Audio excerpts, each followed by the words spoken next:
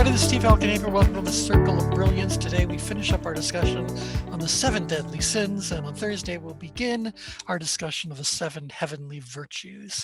So you should be seeing my screen right now. And up to now, we've talked about the first 5 of these: lust, gluttony, greed, sloth, wrath. And that leaves us with envy and pride. And I'll show you our little layer of the ChangeGrid where we're trying to plot things out to see the pattern that is forming. Pretty much, with the exception of a little bit of sloth at the in-grid danger zone and some wrath we might find at the up-grid danger zone, so far these sins have a very interesting thing in common.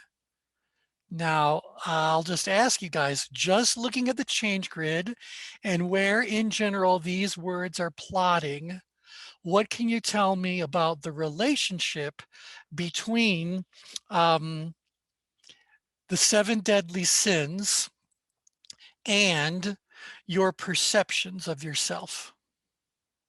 Do unmute. Ask that question again. So the question is, based on where you're seeing and in our discussions where these first 5 deadly sins are plotting, do you see any kind of a pattern between where they land on the ChangeGrid and any of the perceptions someone might have that leads to where you plot on the ChangeGrid? I don't know how else to say without giving it away. So I'll just throw it out there. It seems that there's a direct relationship between perceived ability and sin. Yeah. So look at that. It seems like people who don't perceive themselves as being very capable, at least so far, don't seem to be having a lot of this. Tends to be very out-grid kinds of thoughts and behaviors and actions and beliefs, and or very down-grid. Well, out-grid and down-grid have one thing in common, and that's a high perception of one's ability to do something. Now, there could be a large variation perceived challenge that could come into play, but isn't that interesting that sin is the domain of the capable? Somebody unmute and say something about that. I think that's interesting to me, because remember I said the Latin root for the word sin is without impeccability. So it's like if you have this high perceived ability, is that illusion when you're in the sin mode, so to speak, or sin driven? Yeah, I certainly think that's true. When we talk about the out-grid danger zone, face it, the out-grid danger zone is the domain of arrogance, as we'll get into in grand detail in just a second. But these people definitely have a heightened assessment of self. And certainly, yes, go right ahead, Chris. What about the connection with the neurotransmitters about how much, I think like dopamine, I think would be a big one. Oh, there you go. Would be involved there. Of course, Brian can speak to that. I would love to hear Brian's thought on the neurotransmitters that are impacting this.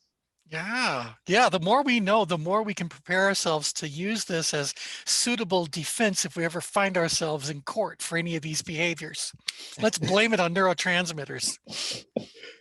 Yeah, it's interesting because that whole dopamine, what's called a dopamine loop, like that's where that saying dopamine wants more dopamine. So you have this basal ganglia that's deep inside the brain near the limbic system. It actually connects the limbic system with the cortex. So we're talking about people who have high ability, right? So they perceive they have this high ability. They're emotionally connected to it, and they're doing something that actually justifies instead of excusing their behavior. They're doing things that justify it. So it creates this loop, like a cycle. Yeah. And so if you look at the diagram, everyone, we saw that dopamine is at its lowest. And Brian, make sure you correct this when I say this. Dopamine is at its lowest when serotonin is at its highest, and vice versa.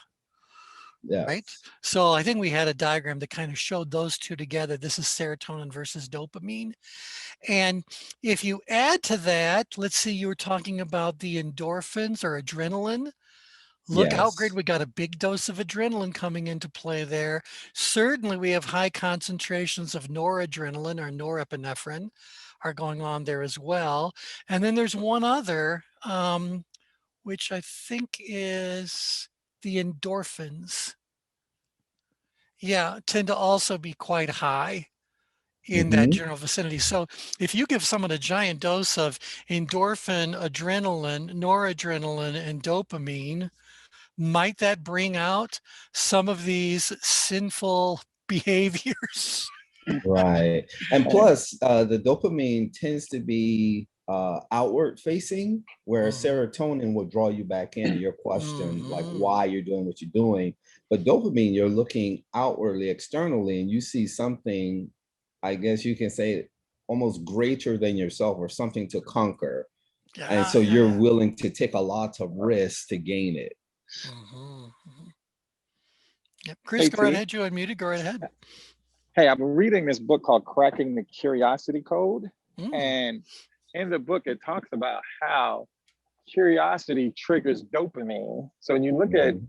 when you start thinking about sin in this context, how that curiosity is works with that as well. Someone's curiosity could lead them down a particular road or particular path mhm. into doing things that's causing them to miss a mark or something. Yep, absolutely. And see, that will Yeah. also create acetylcholine where you want to learn, because acetylcholine will put a spotlight on anything that you have a deep desire or passion to learn. And Mhm, so that'll connect itself with that. And you'll tend to always see it wherever you go. So it's like this spotlight, you're learning something new. And now wherever you go, you're seeing this in real action in real time. mhm, And so it creates even more anticipation, because remember, from the dopamine prediction era reward, even just anticipating something, you can actually release the amount of dopamine as if you actually achieve the reward itself. mhm, mhm, mhm. Yep. Very interesting. Going back to my idea about the relationship between sin and perceived ability, um, would you guys agree that perhaps the counterbalance to all of these is a little bit of humility? And when people are out there presenting themselves as being perhaps an 11 or certainly a 12, they have kind of like a, I want to say, an inflated sense of self. I mean, there are people out there that are very, very capable, and I'm more than happy to say that anyone filling out a change grid who gives their ability a 10 for an activity, or maybe even 11 for activity, I don't necessarily question whether or not they possess that level of expertise, of competency, of whatever goes into the discussion around ability. But when they start giving themselves a 12, I start wondering, is this the result of a careful assessment that someone has performed to earn the right to say that they have a 12 for a level of ability on a particular thing? Or are they kind of just giving an immediate emotional response to the query and basically just saying to the world, look, I'm among the best of the very best.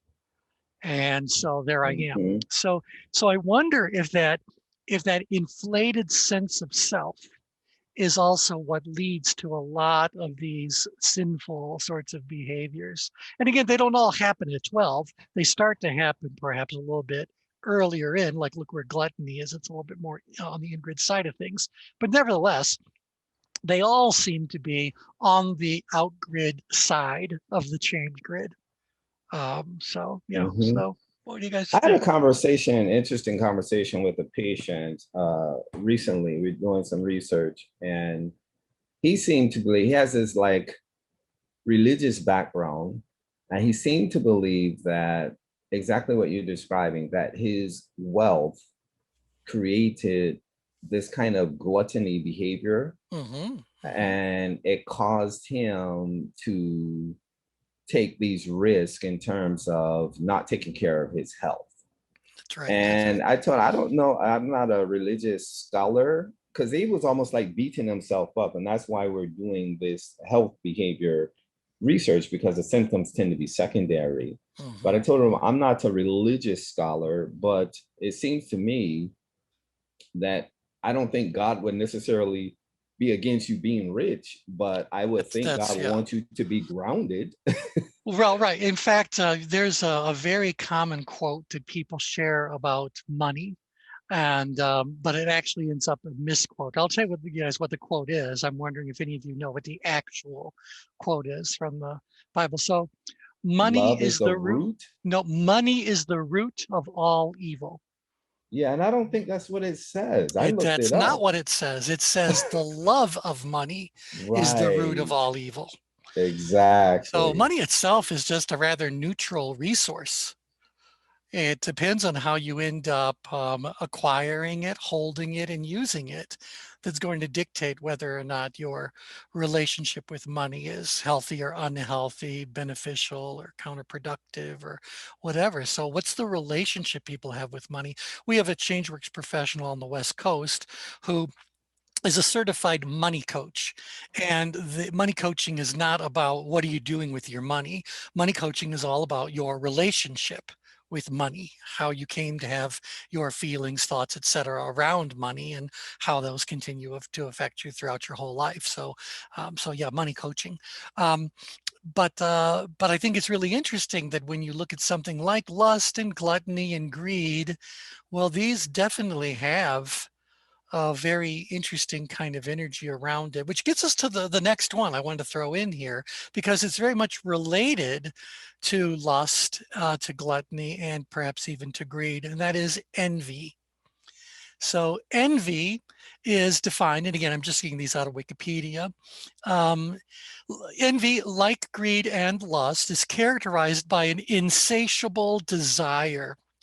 It can be described as a sad or resentful covetousness towards the traits or possessions of someone else. So if we just look at that for just a second, by the way, Bertrand Russell said that envy was one of the most potent causes of unhappiness, bringing sorrow to the committers of envy whilst giving them the urge to inflict pain upon others.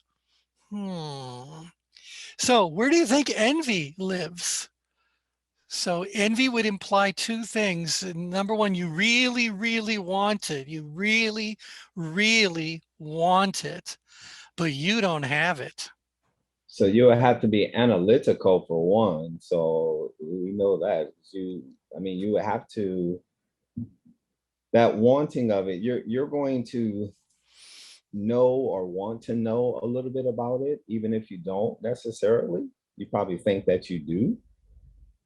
I don't know if it's an expressive though, or it could be. I guess who did you say, Bertrand? Bertrand Russell. Right. I think that's what he's describing is something expressive.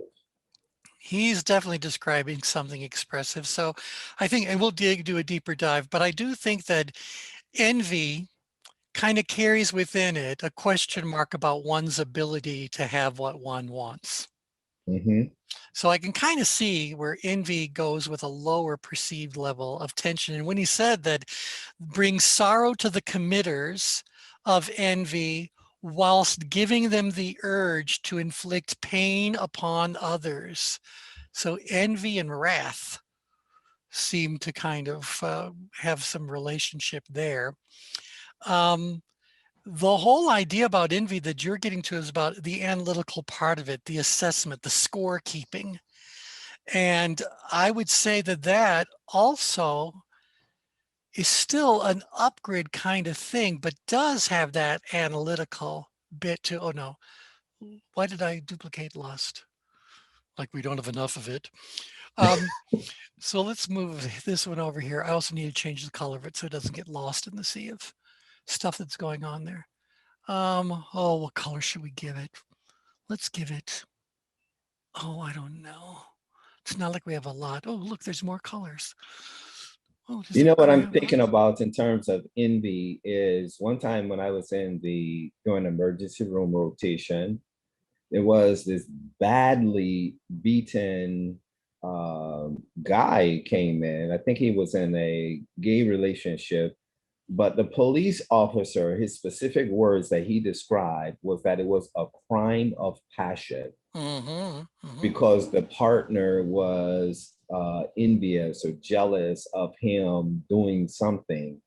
Yep. Because we're trying to figure out, okay, like what was he beat with, and how did this happen? And I remember those words, a crime of passion. So I was like, Yep. okay, I don't know, those two go together, but okay. Yeah. Crimes of passion are really very much the essence of a lot of good murder mysteries and things, crime dramas, where the person is basically saying that for a period of time they went momentarily insane, temporarily insane. And because they had been overtaken by this emotional state, and passions are, of course, if you go back historically, passions are what we would refer to today as emotions. So we think of passion as being a specific emotion. Way back when, it was just a category of different emotions. And these were emotions that would feed upon themselves and distort reality and all those kinds of things. And so the Stoicism was supposed to be the counterbalance to the passions. So definitely we talk about jealousy as being the green-eyed monster. And so where's this? You think about there's a monster. Okay, well, I don't think if I'm outgrid, I would kill the monster, but I would kill the monster in a calculated, deliberate kind of way. Upgrid, I'm just lashing out.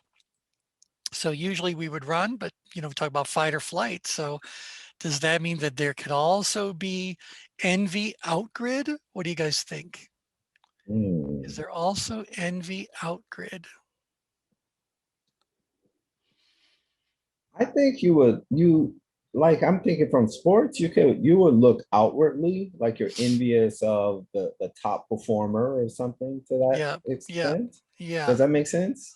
Yeah, well, and I'll give you guys an example of that from Linda and I are binge watching Gilmore Girls. I don't know if any of you have seen Gilmore Girls, but I have to tell you, it was on for I think 7 seasons or whatever, and someone recommended it, and we started watching it, and it's really, really good. It's a comedy kind of a family sort of a thing, but really, really well done. And those of you who know the actress Melissa McCarthy, I think it's where she got her real start. And that, so anyway, it's definitely worth watching, but be forewarned, you will get sucked in. Well, the daughter in this show has always wanted to go to Harvard, and she's certainly able to meet the requirements to go to Harvard. And she ends up going to a school, and there's a gal there whose name is Paris. And Paris also wants to go to Harvard desperately.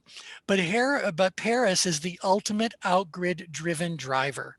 She views herself as being highly, highly capable of doing something, and she knows it's extremely challenging to get into Harvard. And so she is as driven, as wrathful, as greedy, as arrogant, as bossy, as everything you can think of about the outgrid danger zone is true about the character that this actress is portraying, this character of.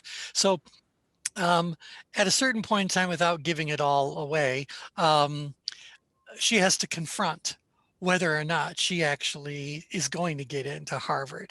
And you start hearing elements of the jealousy and the envy that's going on there. So I do think there is some envy that compels the driven driver. The difference between the envy found very far upgrid and the envy found very far outgrid would be what? How would you guys characterize the difference between envy encountered upgrid, envy encountered outgrid? I think envy on outgrid is calculated and very, I'll just say calculated. Okay. And so Seems to be unconscious too, would it not be? unconscious or conscious? Conscious. Yeah, Conscious. yeah, Okay. very good. Yeah, They I'm thinking know like the subject way that you were specific. describe it up there, like they're doing something, but it's just like out of that rage. So like they're in the amygdala hijacking state, the whole fight or flight thing. That's what I was thinking. So Yeah. that's Well, something no, I different. think you're right, because if we say, well, envy is another word for jealousy, the difference is that the person who's upgrid is very jealous and feels as though there's nothing they can do about the situation. And the person who's outgrid is very jealous, but feels like there's all sorts of things they can do to, if not get their own way, at least get their revenge. So Well, they'll take more risk than the person who's upgrade. or we'll do it this way. If they can't have it, then they want to make sure you can't have it either. Ah, So this idea about taking it away from you. Yeah. So I think there's an envy that's also outgrid. I just think that envy is almost superseded by the lust and the wrath and the greed. So the envy has evolved into something far beyond the out of control envy we found there. So let's just make that one a little smaller. So there's envy there. Yeah. Is there envy downgrid? So again, an insatiable desire. I don't know that anything downgrid. Insatiable and downgrid doesn't sound like they Insatiable. go together. No, they just don't. They kind of go like, who needs it? Yeah, there's a lot of fish in the sea. Yeah, there's lots of opportunity, all that kind of stuff. So yeah, I think if you were going to find the opposite of envy downgrid. So I thought this was interesting because it allows us to add another element of upgrid behavior. But again, we know the person who is up in stress is very reactive in their decision making. They are they feel like they have very limited resources. So they're going to try anything they can think of that they think might be useful to them.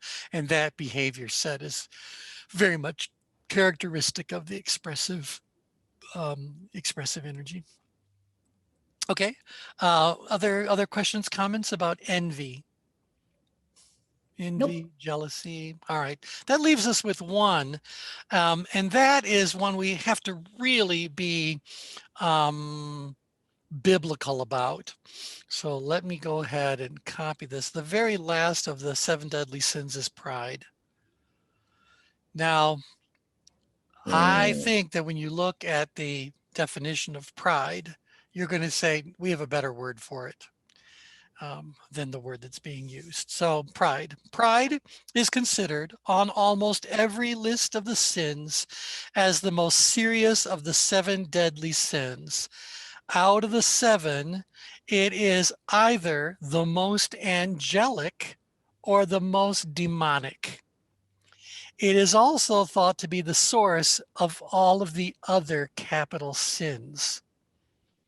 Also known as hubris, which translates into futility, it is identified as dangerously corrupt selfishness, the putting of one's own desires, urges, wants, and whims before the welfare of other people. Now, even based on that sentence, listen to this. In even more destructive cases, it's like, what can be more destructive? It is irrationally believing that one is essentially and necessarily better, superior, or more important than others, failing to acknowledge the accomplishments of others, and excessive admiration of the personal image of self, and refusing to acknowledge one's own limits, faults, wrongs as a human being. So, yeah, pride has been labeled as the father of all sins. All right, so let's think about this. First of all, I don't like pride being labeled or saying that pride always connotes such things. So what are we really talking about? English has a lot of words available to us. I don't think they're talking about pride. What are I they don't talking? either. It doesn't sound like it. I've always hated that word because I went with to these Catholic schools, and we studied all the religions literally, and we had to read. And I remember like my thing in sports was I didn't want to just win. Like I wanted to kick your butt. Like I was that kind of achiever. And I will always hear this: pride comes before the fall. Pride I'm comes like, what before the the hell? fall. What is that? What are you talking about? They're using this word pride, but I think what they're talking about is arrogance. Yeah. Exactly. Yeah. And arrogance that leads, I don't know if you guys have ever looked at the hierarchy of terrible labels for people that started arrogance, but I have. And so beyond arrogance is where we start finding narcissism, narcissistic behaviors. And so it's one thing to be arrogant. It's another thing for it to have advanced to that point of narcissism, which is what they're talking about, where you come to believe that you are the center of that, incapable of doing anything wrong, so in love with yourself and your own mythology that, you know, nothing else is right. You blame others, you make crap up to purely justify your own illusion of grandeur and all that. So it's unfortunate that pride is the word that's used for the deadly sin. It is most definitely where on the grid? Out grid. It's most Outward. definitely out grid. And but I just really feel like I have to put in parentheses here arrogance, because we know that pride also has a very positive side to it, right? So pride is one of the most important elements in the work that we do. We want a person to have a good sense of self-esteem. We want them to own their truth, own their successes, know who they are and what they've done and how they've contributed. And the emotional reward that you are given when you behave in those sorts of ways is this feeling of pride. So without turning this into a program on pride-based leadership, what's the opposite of pride? Really? Unreasonableness, No. or reasonable, I should say. The opposite of pride would be Humility. I'm going to Humility. retire right now. Bye, everybody. See, I think that goes to this confusion around the I have word failed to itself. communicate. The opposite of pride is shame. So Really? if you're not feeling proud of what you are and who you are and what you've done, at the other end of things, we have shame as it's the strong one, but embarrassment, humiliation, a lack of self-esteem. So that whole horizontal continuum is all about, in fact, if I go back to your basic training in attention management, we know that the core emotion of power is pride, but pride on a continuum that goes all the way from, you know, feeling like you don't have much going on for you at all, low sense of self-esteem, low sense of ability, not doing anything particularly challenging, existing but not really living, all the way out here to being so sure of yourself that pride has now gotten you into a danger zone, where now that pride is morphed into arrogance, bullying behaviors, narcissism. narcissism, all those kinds of things. So it's part of continuum. And we say that even when we're talking about pride-based leadership, we say that if you are working in a company and that company does not understand how important pride is in keeping a group of workers productive and et cetera, what they probably are doing is using shame-based leadership and management behaviors, thinking that somehow they can threaten, embarrass, humiliate, or denigrate you in such a way that suddenly you will rise to the occasion and do the work that needs to be done. Tim, go right ahead. And I think, yeah, you're free to unmute yourself. So what would you like to throw in? Yeah, well, for me, it just shows the complexity of pride in relation to these deadly sins, because I'm thinking of times when we assess people for either, you know, demonstrating pride or demonstrating a lack of pride. You know, folks are often encouraged to, you know, show pride, be prideful in their activity or in their contributions, or we're evaluating them as having a low level of pride. So that's just really complex for me. It's very Mhm. complex, and it connects very much with addictive behaviors. Those of you who have got any kind of background or training in dealing with, addictions.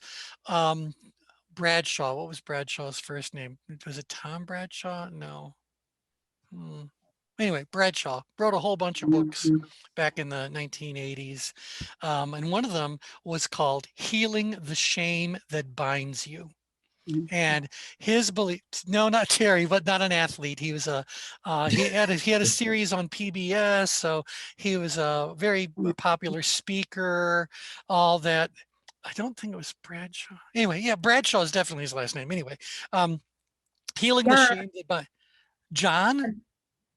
Yeah. Yeah. John Bradshaw. Okay.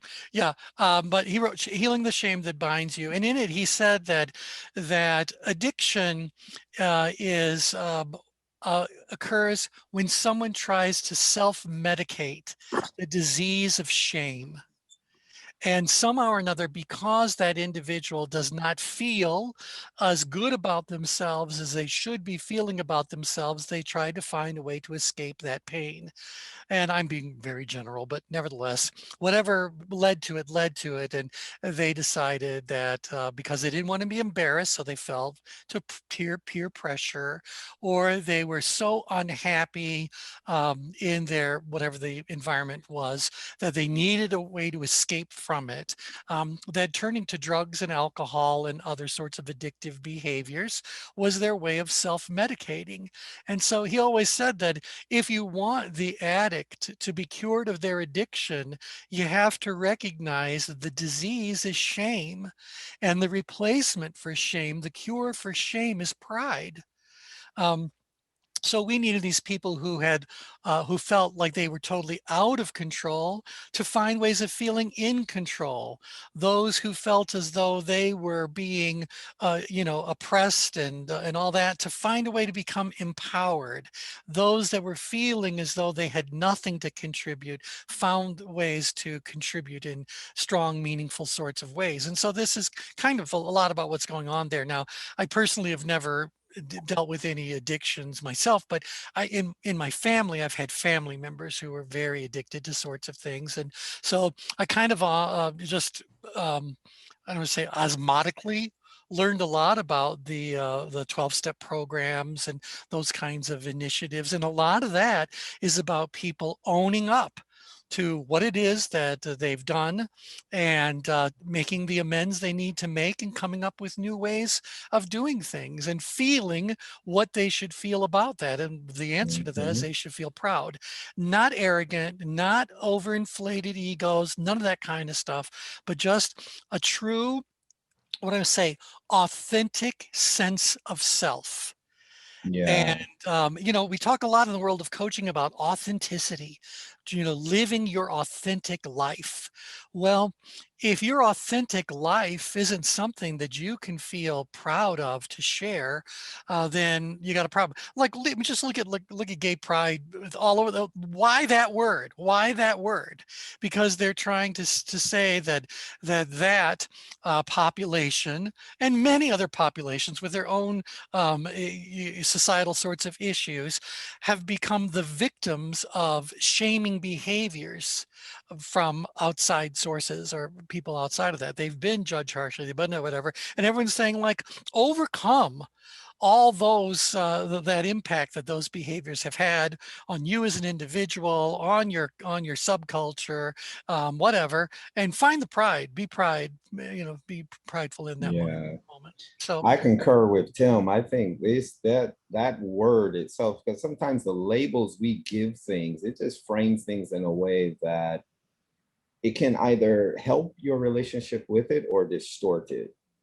And it becomes really complex, because I've always been an achiever. I never went out and said anything like I'm better than anyone else, but you can best believe I want to win, and I put in 150%. Like, this is how right. I roll in But general. let me throw one thing into that. Yeah. You felt that way and behaved that way during the test. Yeah. Once that Yeah. test was over and you won or lost, okay, it was over, and you would It was then, over. right, you would then Exactly. get prepared to win the next time around. Well, you know, you kind of go like, wait, no, that's a competitive spirit. And when you win, yeah, you would feel proud, but would you, okay, how about this? Describe the pride you feel at the end of a sports competition when your opponent was weak, unskilled, unthreatening, versus the pride you feel in a sports competition when you win against an opponent who was equally skilled, equally capable, you know, what had a proven track record. So Yeah, there's a big there's a difference, big right? difference there. So But I you want to be think up that was against, like my expression of it, I think, in terms of like, wow, I'm really into this. And people will say, you know, pride come before the fall. It's almost like they're trying to shame me into some kind of resistance, is always what I felt. right. And then you And need to look at that's wrong. what were their underlying motives. Jealousy. Right. So it might have been jealousy, it might have been a little bit of envy, because if they couldn't do it themselves, they'd want to kind of take it from you. Um, the other reason is it's all about control. And so Yeah, as that's the big people, one because it yeah, was from adults. So that's probably right. what it was. Right. The more you have this healthy level of pride in your reality, if you are a healthy driven driver, for example, or out here somewhere where you know, be on that edge of the danger zone, think of what threat you represent to other people's ability to control you. Mm, You know, you don't let anybody get away with anything, but you don't necessarily get into fist fights over it.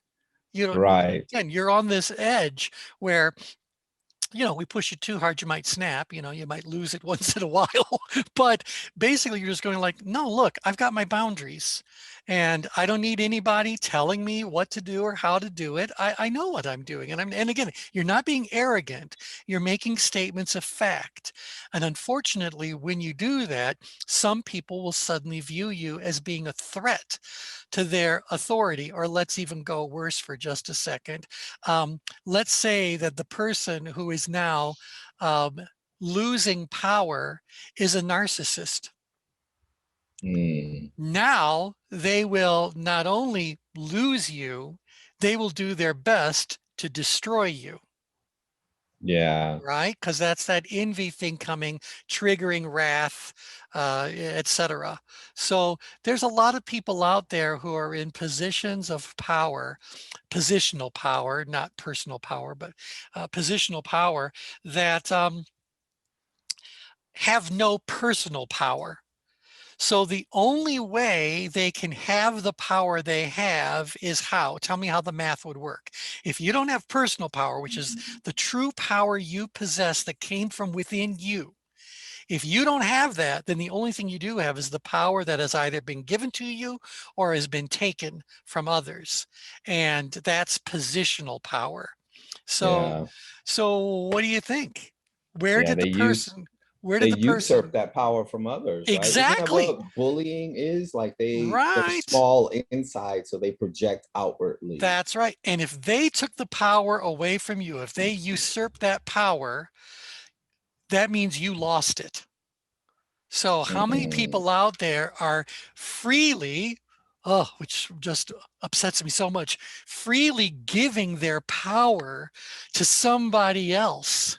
And whether that somebody else is a person or an institution or, you know, a belief set that's been around for a good long while or whatever the case may be. This is the problem. Or, you know, look with the past election, conspiracy theories. Forget the mhm. people that are involved in conspiracy theories. The theory itself will take people's power away from them, Yeah, right? I'm with you. This And stuff when it's going to that it'll empower a different group. So exactly. and so you got to be very, very careful. The world is, I've always said this, when it comes to any kind of a, whether it's a business situation, whether it's a societal sort of a situation, the powers that be can easily manipulate you if you are upgrid, and they can easily manipulate you if you are downgrid. So they're going to do their best to either move you as a population up grid.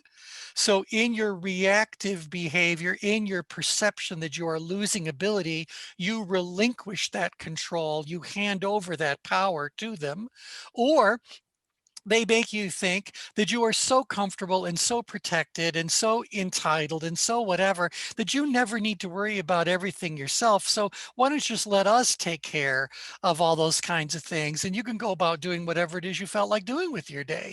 And so they're asking you again to relinquish your control, relinquish your power to them.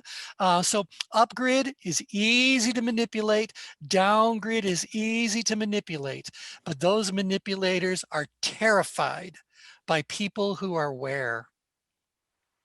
Outgrid. That are in power on the outgrid side of things, because these people know the truth, seek the truth, use the facts, and they don't fall victim to anybody's nonsense. They don't fall victim to the bullying behaviors or the manipulative behaviors that are trying to move someone or a population upgrid or downgrid. Keep in mind also that the person in the outgrid danger zone is also very much likely to victimize the people on the in-grid side of things, because these people, again, low levels of self-esteem, don't view themselves as having very much ability, don't take on very many challenges, and so they're viewed as being weak and ineffectual and on, and they are easy to victimize, not manipulate.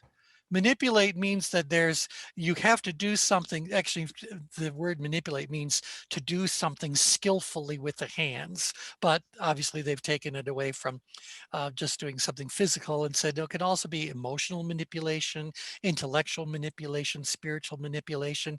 That takes someone who knows what the heck they're doing. Well, so they had to be thoughtful. They had to construct whatever their strategy was going to be. They don't bother doing that with the people that are too far in grid. They just tell them that they're miserable, worthless, non-contributors, and these people just become increasingly mousy, relinquishing all of their power, all of their control to that individual. AT, Yeah. would you say that the manipulators who are outgrid, how they don't want other people to be outgrid, but the other manipulators that are outgrid, do you find that they just become silent while they're witnessing the Two things. situation going on? Yeah, there's two things that happen when we're talking about an outgrid manipulator. Isn't this just a very happy and empowering discussion we're having today? We're talking about the worst of the worst, but I think it's vitally important that people understand this. First of all, there's the possibility of a king of the hill situation. And that is only one person can be on top. And so if you've got two equally empowered narcissists, someone's going to be killed, maybe literally, but they're going to do their best to destroy the other person. And we've seen plenty of movies about that and lots of drama unfolding in the news about that as well. So if I can't beat you, I'm going to destroy you. The other thing is that if I can't beat you, I'm going to join you. And so now you see people that are in that, delusional state of outgrid, manipulative, whatever word you want to throw out there, arrogance and wrath and all that, they join forces, and sooner or later, they can start building an army. Now, this is where it's important to understand that the power of a leader, even if that leader is evil, the power of the leader is completely controlled by the first follower. So have you guys watched the YouTube video or seen the TED Talk about the power of the first follower? Anybody? Yes. I never Okay. heard of Yes. it. Yeah, it's kind of, Yes. people are on, like, they're at a lawn concert and whatever, and so people are sitting on the lawn and they're doing what people sitting on the lawn do while the music is going on. Well, this one person stands up and starts dancing in an obviously drug-fueled manner. That's my assessment. So they're just all over there having a really wild time. And the narrator says, or the ex-producer of the TED Talk says, that one person behaving in such a manner in a crowd can be dismissed easily enough as just being a crazy person. But when you watch this video, within a matter of seconds, I don't even think a full minute passes, somebody else stands up and they start dancing as well.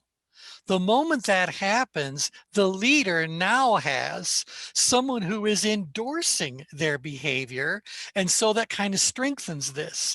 And that endorsement of that behavior now starts to grant permission for the masses to follow. And within a matter of minutes, quite literally, the majority of the people that are sitting there are all of a sudden dancing like mad. And so it's all about the power of the first follower. So every single leader needs to have a highly charismatic right-hand person, because ultimately it is that second person who is going to make it all happen, particularly if the leader themselves really is insane, or the leader themselves really is that, yeah, Tim, I'm go ahead. When you he's texting you the link to the YouTube video, make sure you text it to all panelists and attendees. So just use that drop down. I don't think I can change that. So yeah, so if you'll just on your drop down choose panelists and attendees, but it's a link to it. It's a short enough video. It illustrates the point very quickly. But I think that that's what's happening. So to answer your question, they will either do their best to kill off one another or they will join forces. Sooner or later, if they decide to join forces, then every subsequent follower can also be encouraged to serve as a leader. And that leader then needs their own first follower. And this pattern can continue level after level, layer after layer, until you end up with a huge army of people who can do that. And that's where you end up with the kind of coups, overthrows that happen because there is one leader. That leader may or may not be charismatic. It is the first followers that need to be charismatic to move things forward. And I forget who wrote about this, but they were actually talking about how Hitler rose to power. I think Hitler, though, started out as being a rather charismatic leader himself, and that allowed him to somehow or another win people over to his way. And oh, by the way, if you are a strong charismatic leader, you have a tendency to develop your own first followers rather than one just spontaneously popping up out of the audience. You can instead start to cultivate and grow whatever that is. And in well-run organizations, that's how it all works.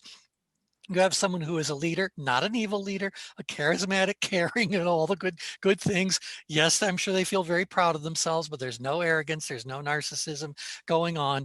They know that in order for their organization to grow, they don't need the spotlight. The spotlight needs to be put on others, who will in turn put the spotlight on others, who will in turn put the spotlight on others. Leaders believe in you before you believe in yourself. So true leaders, if we go back to pride-based leadership, a leader is a leader not because of who they are, but because of who others become when they are in the leader's presence. When you become the best you, because you are in close proximity to this leader, you feel compelled to do whatever it takes to earn the right to be and stay in that leader's presence. And when that pattern continues and continues and continues, and the outreach gets broader and deeper, you end up with an absolute army of people who are coming at things from the right way. See, so Hitler was a charismatic person, but what he did was he, something that you mentioned earlier, he told the people that governed, he said, go home, I'll take care of everything for you. So that'd be like saying to the Congress, go home. Yeah. And he did. The country was in the depths of horrible unemployment. Everything was falling apart, and he brought it back. But by the time that everybody came back after, I think it was a year, I'm not sure, he had already ingrained himself so deeply that then he started with his more evil. Yeah, the evil part came After out. people already loved him and believed in him because he brought the country back. Yeah, and I'm sure that same pattern holds true for any of these autocratic dictatorships that have occurred throughout all of history. That individual all by themselves was capable of doing little until they could get a whole army of people behind them, and probably a literal army if you're talking about any kind of a governmental coup or anything like that. So this idea about pride in terms of arrogance, I might also find this someplace else on the change grid. So where else might you find pride or arrogance? Anybody? Would pride be down? I think downgrade, where you have lots of perceived um, ability. Yep. Because I And call that like with the credentialing trap. It's like when people go to school, they get, you see some positions and they have like 20 letters behind their name. oh yeah. Credential soup. Exactly. I promise you, there are plenty of people in the ChangeWorks community who have acquired so many advanced degrees and so many designations that they probably have more letters that go after their name than they have in their name. But good for them, because obviously they earn the right to have those things. But you do start to wonder at a certain point in time if being a little bit more selective actually gives you more clout than whatever. Like, I have a friend who has 3 PhDs and multiple master's degrees. And you just want to go like, so have you had time to do anything yet? I'm just wondering. I mean, yeah, good for you. I'm glad you got this, yay. Well, if that's the whole goal, then yay for you. But how much time did that take? Right. So And there you then go. when you have to like actually, because that's what I was alluding to, downgrade, like you actually have to call them by those titles, like they demand that, Oh, right? yeah. Because Right. they Yeah. earned it. And so I'm Yeah. like, okay. Yep. Yeah, it's true. It's true. And on the one hand, I understand the desire to want to be respected and all that kind of stuff. But if you hold a PhD in Italy and you are a professor, your students must refer to you as dottore professore. So Oh. that's a whole lot of syllables every time you need to say someone's name. So can't you just be Fred? I'm just wondering. So there you go. So okay. So yeah, I think there's also this appearance of or reappearance of arrogance or continuation of arrogance going all the way down grid. Now, what's the difference between outgrid arrogance and downgrid arrogance? What do you guys think? How would you characterize outgrid arrogance versus downgrid arrogance? Or I'll throw out, how would you describe the outward representation of outgrid arrogance versus downgrid arrogance? Are we talking outgrid danger zone or outgrid? Well, outgrid danger zone, but these things are all on a continuum, so there's still Right. going to be, it's all about where does pride become unhealthy, or where did pride become arrogance? So, yeah. So So, downgrade, you're like, you're collecting even more without any kind of results, I would think, or any tangible results maybe, but like the outgrid, you're going to show something, like you're conquering things, you're doing it. yeah, well, I don't know if I articulated that yeah, exactly, I'm but hearing you describe healthy pride versus the arrogance. But what did I just do? oh, Um, you didn't made even up a know that was word. possible. I did. Here's my thing, and we only have a couple minutes left, so I just I want to finish on this one. But I believe that downgrid arrogance is the domain of "I told you so." So Ah, there is a certain yeah. level of conceit that comes into play, but it's quiet. It doesn't want to draw any attention to itself until it's asked a question. And when it's asked a question or when it's challenged, it's amazing how quickly they can present themselves as being masterful around it. And it can even sound rather arrogant, the know-it-all. kind of thing is downgrid, where the outgrid arrogance is really the done it all. So I can do anything, I can do everything, bring me the greatest challenge. And the downgrade one's kind of like, I don't want to do anything. I'm just, but I know more than you know. So so I think it's still arrogance, and because of that, I think that we're going to see it on a continuum. Remember the right here where we see sloth at coordinates 12 and 6. 12 and 6 is the hallmark of frustration and resentment, a feeling of being held back by people and situations. Doesn't that alone, just doesn't even giving yourself a 12 for ability start to at least tip your toe into arrogance? You know, whether, I mean, again, I'm sure there's some things we could all say I'm a 12 when it comes to that. Like I can brush my teeth with the best of them. I'll give myself a 12 for being able to brush my teeth. But, you know, for most things that we're going to plot on a change grid, when you see someone give themselves a 12, don't you want to go like, you don't think there's anything left to learn? You got no room for improvement. Right. That's what a 12 would mean.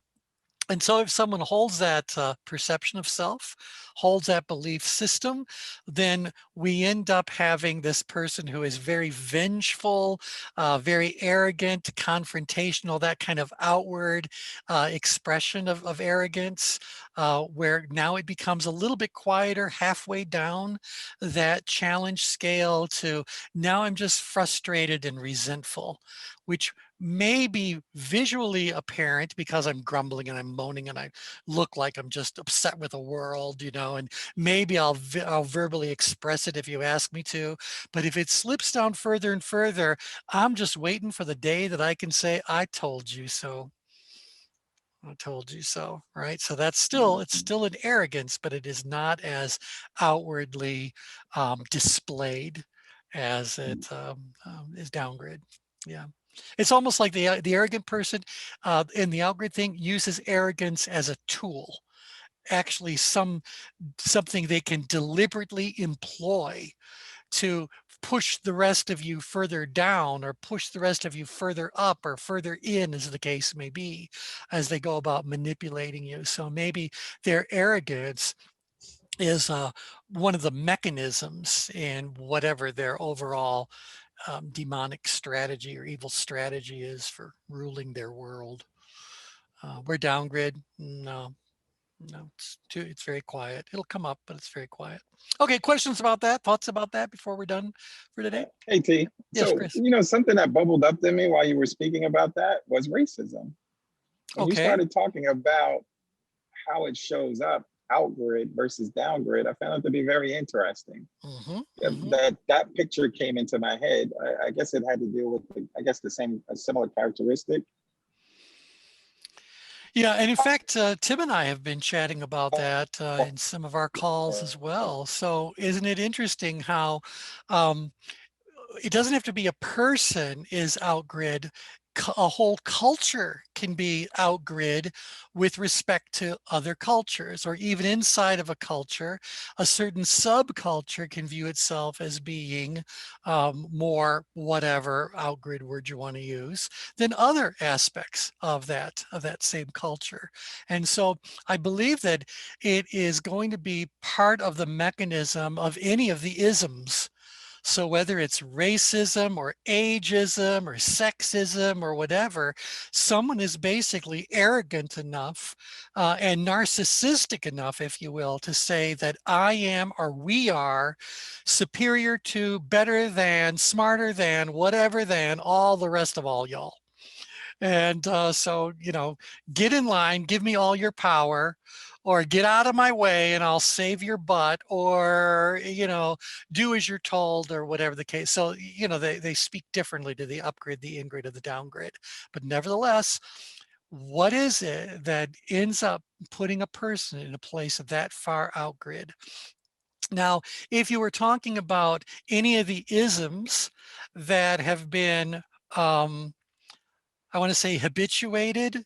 The ism has existed for so long that it has permeated a society to such a level that we are now unconscious racist, unconsciously sexist, unconsciously ageist, well, now you can kind of see how that's also coming from people that are too far down grid. And even in grid, if you remember the unconscious incompetent, forget incompetent, there's unconscious isms, any of them.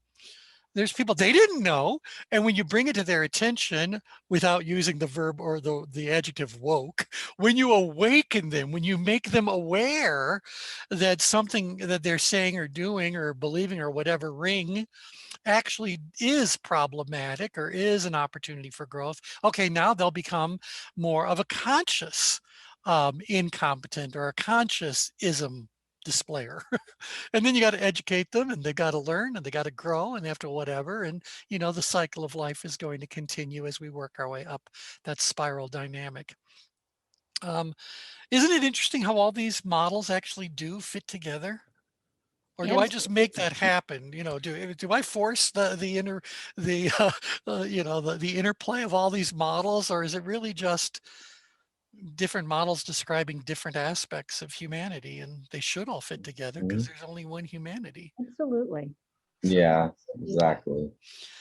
Okay, well, if you guys found this discussion on the 7 deadly sins to be interesting, I think you're really going to find the 7 heaven virtues equally interesting, if not even more so, because they're obviously going to plot in different places, and they in many ways become the corrections to individuals dealing with any of these. Now, when you're working with your clients, whether those are corporate clients or individual clients or whatever, in fact, we're talking about arrogance. How many of you have worked for a Fortune 10 company and forget the leadership was arrogant, the whole company was arrogant and no basis or no it's at all levels. So you know, you guys have encountered clients who display one or several or even all of these deadly sins. How do you go about working with them to correct that or to balance that? Oh, and how do you know when it's time to simply escape? Because remember, if you're in a dysfunctional situation, certainly these are all dysfunctional situations, if you can't fix it, you need to get out of it. Otherwise, you'll become a victim of it. So, yeah, so that manipulator is threatened by anyone who knows the truth. So, yeah, anyway, there you go. Okay, so with that, any final questions, comments? Good stuff. All right, thanks so very much. We will talk again on Thursday. So, bye for now, everybody. Take care. Thank you. Thank you, T. Bye. Goodbye.